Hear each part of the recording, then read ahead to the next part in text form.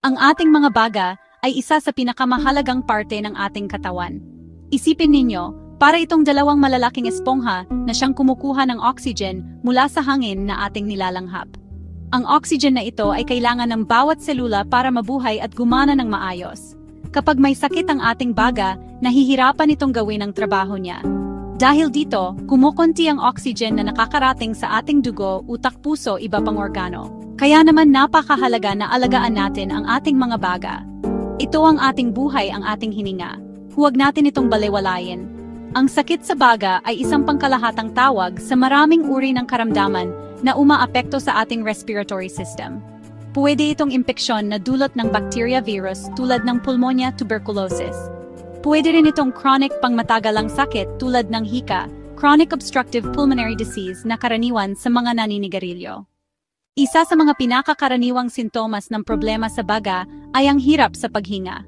Maaring maramdaman mo ito na parang kinakapos ka ng hininga kahit wala ka namang ginagawang mabigat. Nagiging problema ito kahit habang naglalakad ka lang o umaakyat ng hagdan. Ang pananakit ng dibdib ay isa ring mahalagang sintomas. Maaring lumitaw kapag humihinga ka ng malalim, maaring lumitaw kapag umuubo, maaring lumitaw kapag tumatawa. Ang sakit ay maaaring matulis. Parang tinutusok, o mapurol, parang may nakadagan sa dibdib. Kung may ubo o lagnat kasabay nito, bantayan ng mabuti. Lagnat at panginginig ay karaniwang kasama ng impeksyon sa baga. Kapag may nilalabanang bakterya o virus, tumataas ang temperatura. Kung ubo at hirap sa paghinga ay may lagnat na tumatagal ng ilang araw, posibleng pulmonya o bronchitis. Bantayan din ang biglaang pagbaba ng timbang ng walang dahilan at ang palagiang pagkapagod. Kung pumapayat ka kahit hindi nagda-diet o laging pagod, posibleng may seryosong sakit. Mga halimbawa, tuberculosis, lung cancer. Ang ubo ay ang pinakaunang sintomas na mapapansin natin kapag may problema sa ating baga. Ito ay isang natural na depensa ng ating katawan para alisin ang anumang bumabara o nagdudulot ng iritasyon sa ating mga daanan ng hangin. Plema, alikabok, usok. Ngunit, hindi lahat ng ubo ay pari-pareho. Kailangan nating obserbahan kung gaano na ito katagal. Ang ubo na tumatagal ng higit sa 3 linggo ay tinatawag na chronic cough. Dapat ipasuri sa doktor ang chronic cough. Ang isang simpleng ubo dahil sa sipon karaniwang nawawala sa loob ng 1 o 2 linggo lamang. Mahalagang tingnan ang klase ng iyong ubo. Mayroon bang kasamang plema? Kung mayroon, ano ang kulay nito? Malinaw plema, maputing plema, dilaw plema, posibleng bacterial infection tulad ng pulmonya. Berde plema, posibleng bacterial infection tulad ng pulmonya. Kalawang plema, posibleng bacterial infection tulad ng pulmonya. Kung may bahid ng dugo ang plema, seryosong sintomas. Pag-ubo ng dugo, tuberculosis. Pag-ubo ng dugo, malalang pulmonya. Pag-ubo ng dugo, lung cancer. Agad na kumonsulta sa doktor kung makaranas nito. Pakinggan din ang tunog ng iyong ubo. Sa ating bansa, isa sa mga nangungunang sakit sa baga ay ang pulmonya o pneumonia. Ito ay isang impeksyon na nagdudulot ng pamamaga sa mga air sacs o alveoli sa isa o parehong baga. Ang mga air sacs na ito ay napupuno ng likido o nana. Ang tuberculosis o TB ay isa pa ring malaking problemang pangkalusugan sa Pilipinas. Ito ay dulot ng Mycobacterium tuberculosis. Ang TB ay karaniwang umaapekto sa baga, ngunit maaari ring kumalat sa utak, bato at buto. Ang mga sintomas nito ay matagalang ubo. Higit sa 2 linggo lagnat, pamamawis sa gabi, pagbaba ng timbang at pag-ubo ng dugo. Ang hika o asthma ay isang pangmatagalang sakit na nakakaapekto sa maraming Pilipino, bata man o matanda. Ito ay nagdudulot ng pamamaga at pagiging sensitibo ng mga daanan ng hangin. Kapag na-trigger, tulad ng dahil sa alikabok, usok o malamig na panahon, ang mga daanan ng hangin ay kumikipot. Mayroon ding chronic obstructive pulmonary disease o COPD. Ang pangunahing sanhi ng COPD sa buong mundo ay ang paninigarilyo. Kapag nagsisimula pa lang ang mga sintomas tulad ng ubo at sipon, may mga simpleng hakbang na maaari mong gawin sa bahay. Siguraduhing uminom ng maraming tubig, mga 8 hanggang 10 baso sa isang araw. Ang tubig ay nakakatulong na palabnawin ang plema, kaya mas madali itong mailabas kapag umuubo. Maaari ka ring uminom ng maligamgam na sabaw sa labat, honey lemon. Ang sapat na pahinga ay kritikal kapag may sakit ka. Ang iyong katawan ay nangangailangan ng lahat ng enerhiya nito para labanan ang impeksyon. Huwag piliting pumasok sa trabaho o eskwela. Para sa baradong ilong at hirap sa paghinga, subukan ng steam inhalation o paglanghap ng singaw. Magpakulo ng tubig sa isang palanggana, ilapit ang iyong mukha. mag-ingat na huwag mapaso. Maglagay ng tuwalya sa iyong ulo para makulob ang singaw. Huminga ng malalim sa loob ng 5 hanggang 10 minuto. Ang mainit na singaw ay nakakatulong na luwagan ang plema sa iyong baga at sinus at giniginghawa ang baradong ilong. Kung mayroon kang lagnat o pananakit ng katawan, maaari kang uminom ng paracetamol. Sundin lamang ang tamang dosis na nakasulat sa pakete. Para sa masakit na lalamunan, subukang magmumog ng maligamgam na tubig na may asin. Imumog ito ng mga 30 segundo bago idura. Bagamat maraming sintomas ang maaring gamutin sa bahay, may mga sitwasyon na kailangan mo ng agarang kumonsulta sa doktor o pumunta sa emergency room. Una, kung ikaw ay nakakaranas ng matinding hirap sa paghinga. Ito ay kung hindi ka makapagsalita ng buong pangungusap dahil kinakapos ka ng hininga o kung ang iyong mga labi o kuko ay nagiging kulay asul o abo. Ito ay isang emergency sign na hindi nakakakuha ng sapat na oxygen ang iyong katawan. Huwag nang mag-atubile, tumawag agad ng tulong o magpahatid sa pinakamalapit na ospital.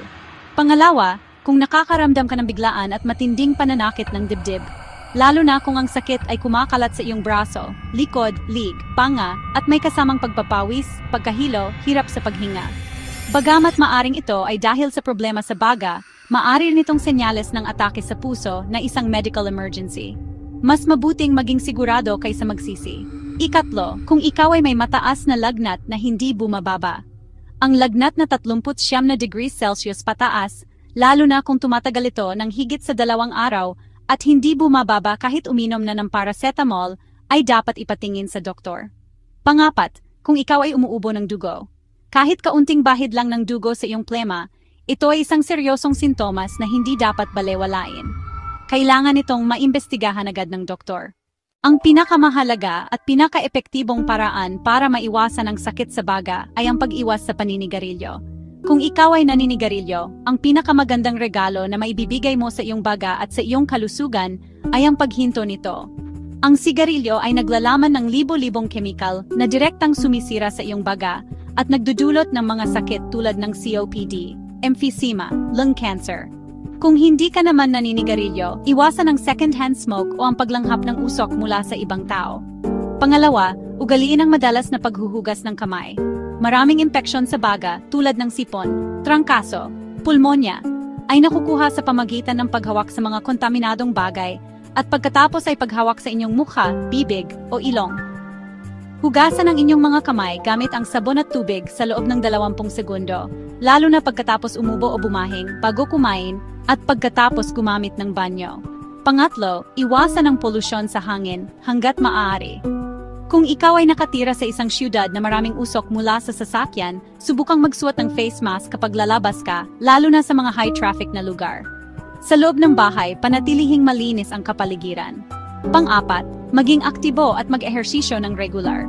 Ang ehersisyo, tulad ng paglalakad, pagtakbo o pagbibisikleta, ay nakakatulong na palakasin ang inyong mga baga at puso. Alam nyo ba na ang inyong kinakain ay may epekto rin sa kalusugan ng inyong baga? Tingnan natin kung ano ang makakatulong. May mga pagkain na mayaman sa antioxidants, bitamina, at mineral na tumutulong protektahan ang ating baga laban sa pinsala at pamamaga. Isa na rito ang mga pagkaing mayaman sa vitamin C. Dalandan suha bayabas strawberry bell peppers.